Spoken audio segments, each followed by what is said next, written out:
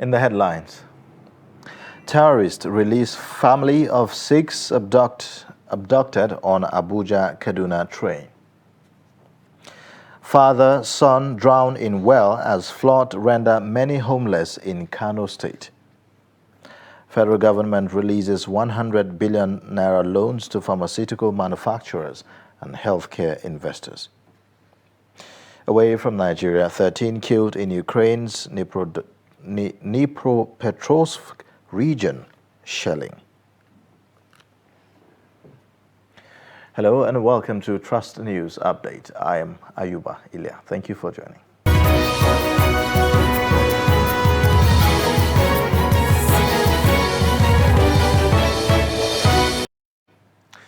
And now the details. 4 of the children who were abducted on a Kaduna-bound train in March have been released. The children were abducted alongside their parents and other passengers when the terrorists bombed the rail track and gunned down some people. In a statement on Tuesday, Tukur Mamu, Kaduna-based publisher who negotiated the release of some of the passengers, said that the children and their parents were released after the intervention of Sheikh Ahmad Gumi. It could be recalled that the passengers were attacked and abducted on 28th of March 2022.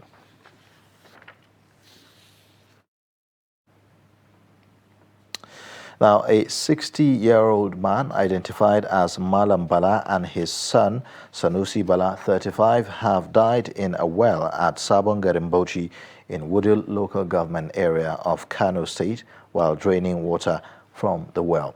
The public relations officer of the State Fire Service, Saminu Abdullahi, who confirmed the incident in a statement on Wednesday, said the tragedy occurred on Tuesday morning. Abdullahi said that they had received an emergency call from Woodhill Fire Station at about 11:30 a.m. from one Ismaila Idris that 2 men had been trapped inside a well, and they immediately dispatched a rescue team to the scene. The statement noted that the victims were brought out of the well unconscious and later confirmed dead. It added that their corpses were handed over to Inspector Felix Gowok of Woodhill Model Police Station, and he attributed the cause of the incident to lack of oxygen. Now, flood has rendered many homeless in Dawakin Kudung local government area of Kano State. More 6,000 people have been displaced by flood in the state. Trust TV correspondent Idris Jibrin reports from one of the villages with devastating effect of the flood. Well, this is one of the hundreds and thousands of houses located around this area that were destroyed by floods and windstorm. Now, according to these people, these houses, there are a total of 8 rooms. All those rooms have been destroyed by the flood. And the owner told us that he has nowhere to sleep. What he does is that his family will come here in the morning, they will cook and do whatever they want to do. And then in the night, they will go out. There is a small mosque here. That's where they used to sleep. And this is what's happening with most of the villagers around this community. Most of their houses have been destroyed. And we visited another house around here. 15 rooms have also been destroyed by the flood and windstorm. So you can see most of their properties outside. They have nowhere to keep them. They're just keeping them outside. These are other properties of the people. They're just keeping them outside. They have nowhere else to go. They said some couple of people were injured during the flood, and now they are just waiting for government to come to their aid. They don't know when that will happen, but they are still waiting for government to come and assist them. Remember the last time I spoke with the Executive Secretary of Kano State's Emergency Management Agency, he told me that a total of 6,417 people were displaced by the floods and windstorm across Kano State, and that over 500 million naira was lost as a result of floods in Kano State. And mark you, these are only the recorded cases.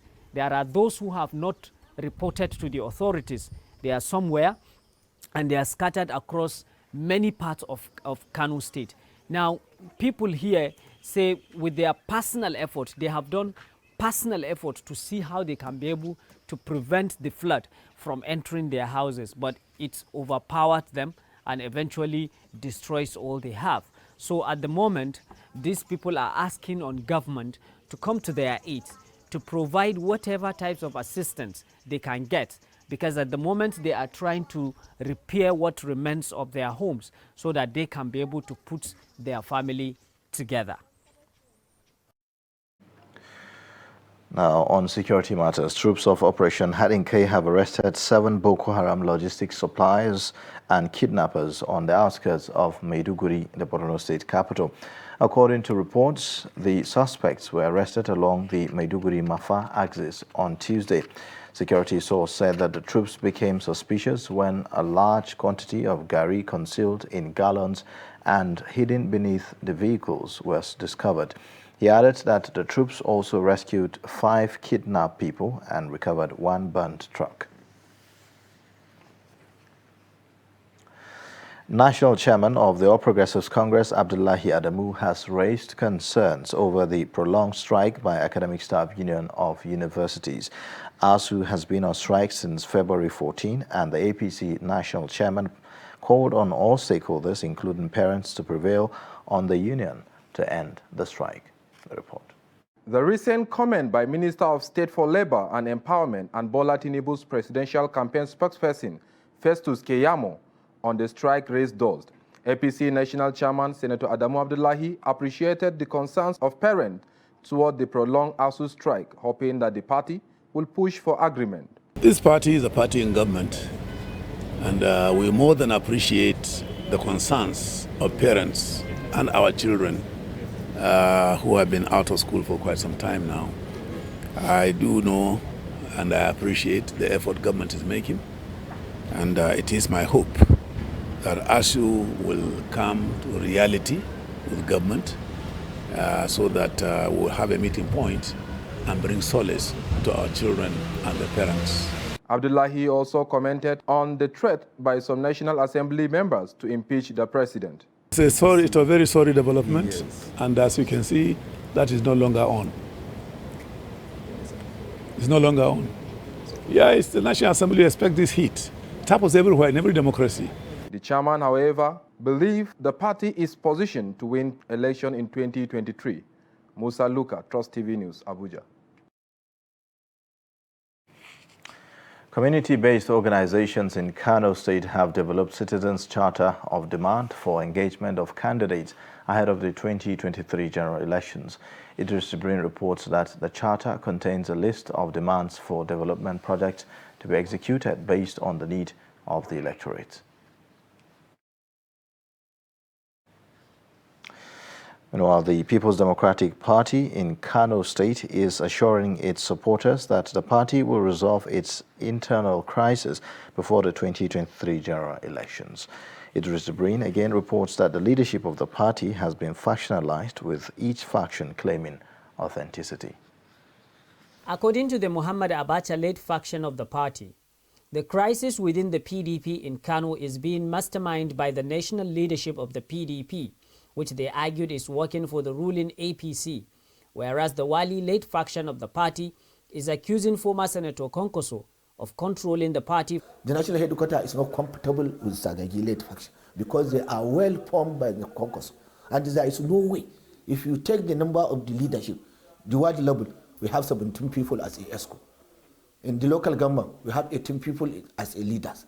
If you add the number, 17 people, times 484, and the 18 people times 44, and the plus 39 people in the state, it will give you the number of more than 9,000 people. There is no way, and any sense somebody will not understand or agree that all of them, they boycott Congress and they didn't follow the Congress. They are listening to people to whom they are used to failures, electoral failures. To them it's a normal thing.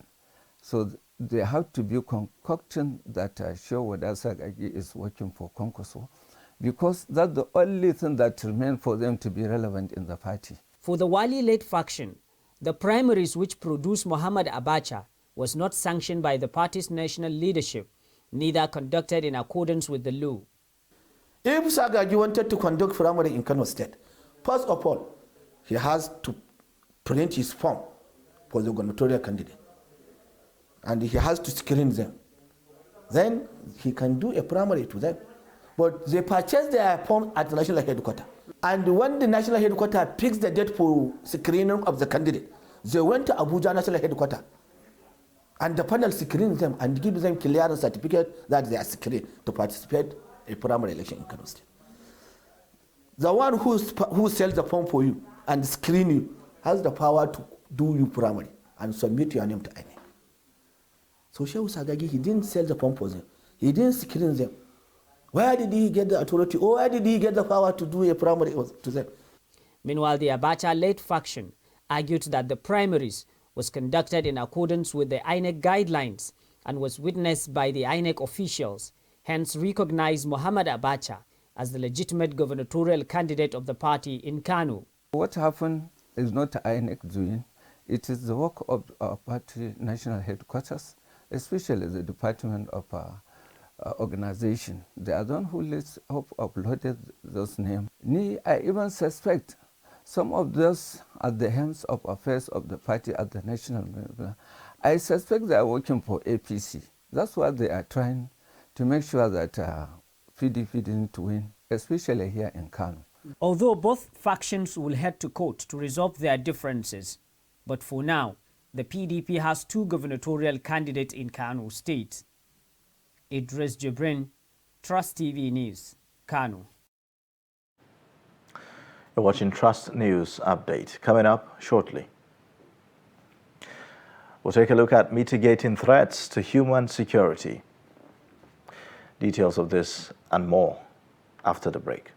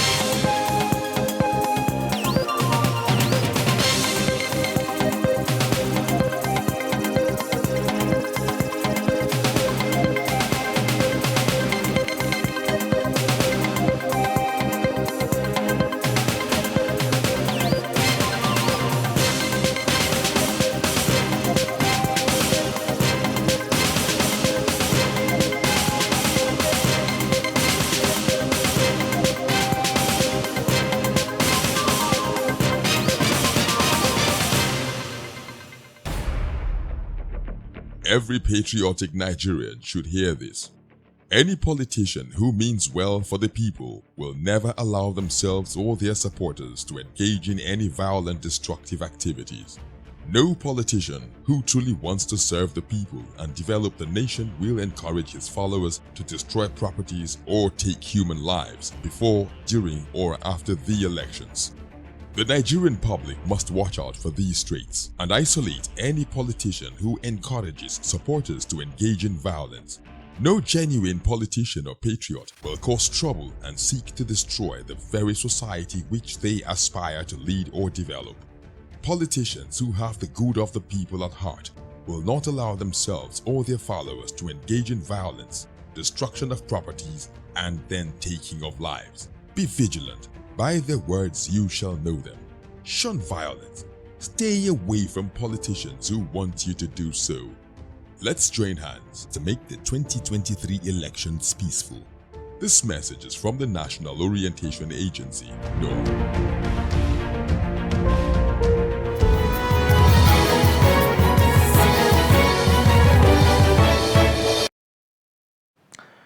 Welcome back. Another recap of our top stories. Terrorists release family of 6 abducted on Abuja-Kaduna train. Father, son drown in well as flood render homeless in Kano State. In other news, the Director General of the National Youth Service Corps, NYSC, Brigadier General Muhammad Fada, has urged the Corps members to sustain the spirit of patriotism, hard work and resilience that they imbibed during the orientation course. The DG stated this at the closing ceremony of Batch B Stream 2 orientation course in Kaduna. The report.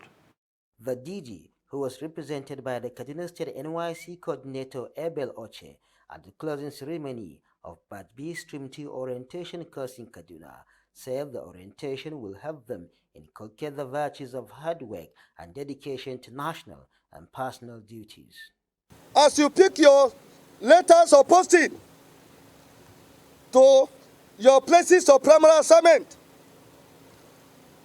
I wish you well, and I want to advise that you conduct yourself and take your service seriously.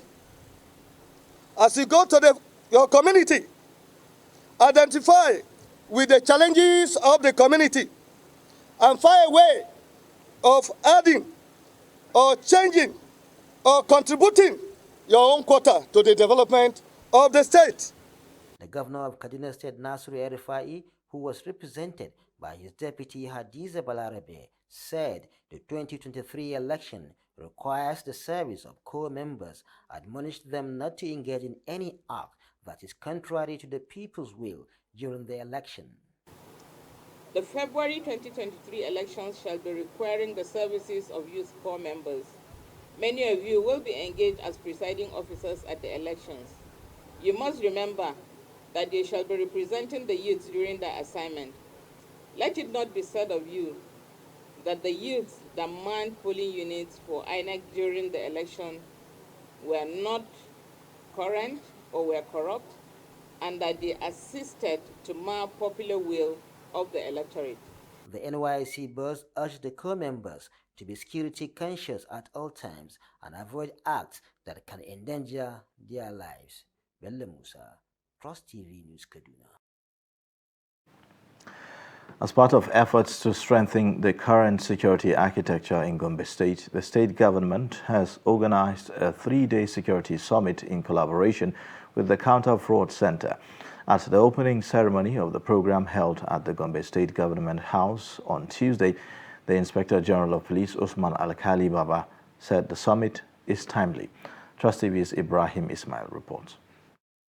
Gombe is one of the most peaceful states in the northeast of Nigeria, which has been ravaged by the activities of insurgents for over a decade. With the deteriorating security situation in northern Nigeria characterized by the activities of bandits and kidnappers, Gombe State government is not taking its internal security lightly. Gombe State Peace and Security Summit was convened by this administration under my leadership in order to provide an opportunity for a carefully selected cohort of experts, security personnel, government officials, strategic stakeholders, and community leaders so as to aggregate and explore pressing internal security issues with a view to identifying community pathways of mitigating them for lasting peace and stability. The Inspector General of Police said more should be done to enhance peace and security in the state. Our 3-day Security and Peace Summit, which is being organized under the theme Mitigating Contemporary Security Challenges for Sustainable Development in Gombe State, is coming at a critical time when the Nigeria Police Force under my leadership is working towards deepening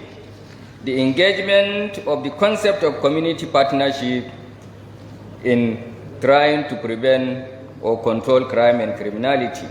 Counter-Fraud Center, a consultancy firm which partnered the Gombe State government in organizing the summit, said state governments in the northeast must be vigilant to prevent bandits from infiltrating the region. Improve community policing and increase peaceful coexistence, because it's the people that know the people that are causing the insecurity. So it's let it be everybody's business to ensure that we are secure. So we have to increase that. Of course, improve the criminal justice system. We have to dispense our justice faster, because most of the issues, especially when you look at the farmers' herders crisis and so many issues, has been caused by the slow dispensation of justice. So these are just the three things I would just like to advise. Governor Yahya also unveiled 28 operational vehicles to security agencies in the state to enhance their operations. From Gombe, Ibrahim Ismail reporting for Trust TV. The National Orientation Agency has assured of partnership with the National Center for the Coordination of Early Warning and Response Mechanism to address issues related to threats to human security in West Africa. The partnership is sequel to the signing of Executive Order 12 by President Buhari, which established the center pursuant to Article 58 of the Treaty of the Economic Community of West African States and Article 16 of the Protocol on the mechanism related to conflict prevention, management, resolution, peacekeeping, and security. The report. The early warning system is to provide real-time information on incidents likely to affect social peace, security, political events, and climate change in the West African region to strengthen the ECOWAS strategy for information sharing among member states. In dealing with the various challenges confronting our country, we must mobilize every aspect of national power, both kinetic and non-kinetic resources.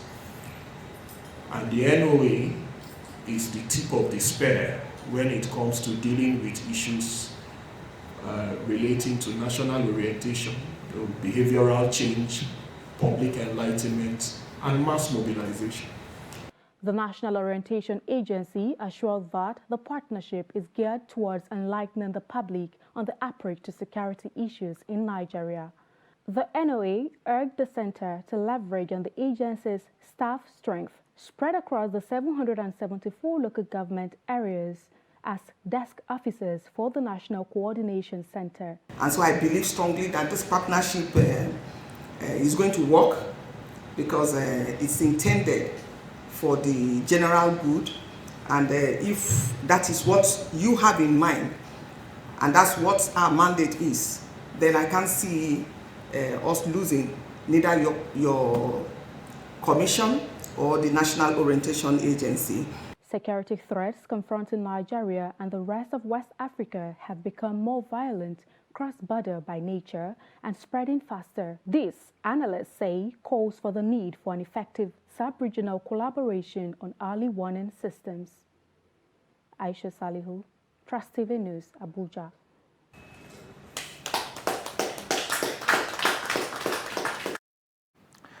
President Muhammadu Buhari said the federal government has released 100 billion naira to indigenous pharmaceutical manufacturers and healthcare investors as loans to expand their capital base and boost local production of medicines and medical consumables. He said this Tuesday in Abuja while receiving the new executive members of the Nigerian Medical Association. The president said the loan was extended through the Central Bank of Nigeria's support to the private pharmaceutical sector. He then congratulated the former president of the body and president-elect of the World Medical Association, or SAHON, Enabulele, the first Nigerian to hold the position.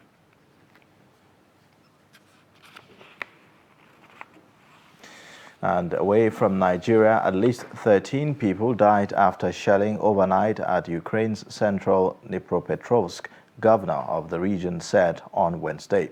He said more than 20 buildings were damaged in Magnets, a city across the Dnipro River from the Russian-captured nuclear power plant, where there have been other reports of shelling. The attack damaged a power line, leaving several thousands of people without electricity. The governor said that the attack damaged a hostel, 2 schools, a concert hall, the main council building, and other administrative bases. However, Russia denies targeting civilians in what it calls its special military operation in Ukraine. And in sports news, action ends in the 6 days event with teams across Nigeria participating at 2022 edition of Bauchi Polo Tournament in conjunction with Nigeria Polo Federation. Adeni Ajishafe has more.